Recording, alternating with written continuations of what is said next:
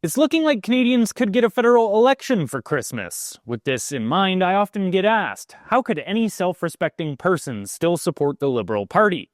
The answer is simple. Self-respecting people are exceedingly rare. After years of relentless propaganda, many have been taught to hate their own nation, its history, and even their ancestors. They've been conditioned to view patriotism as bigotry and self-preservation as selfishness. So it's not surprising that a large share of the population clings to a political class that feeds them moral validation while robbing them blind. Roughly 20 to 30% of society has gone completely mad, but it's not random. It's psychological self-defense. If you spent nearly a decade believing anyone to the right of socialism is a fascist, how could you ever admit you were wrong? To do so would mean acknowledging that you maligned half the country, friends, coworkers, family as irredeemably evil.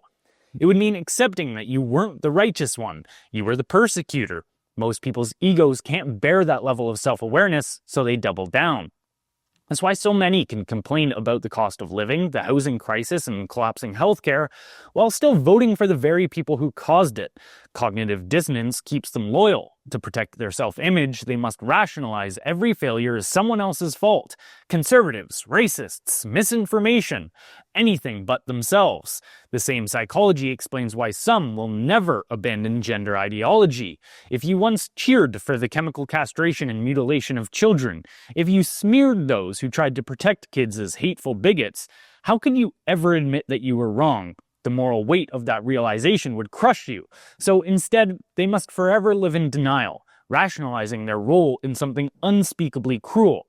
The tragedy is that this madness isn't innate, it's learned. Years of state-funded media, institutional indoctrination, and social conformity have created a population terrified of admitting error. A society that hates itself cannot correct itself. And until Canadians rediscover both truth and self-respect, the insanity will only deepen.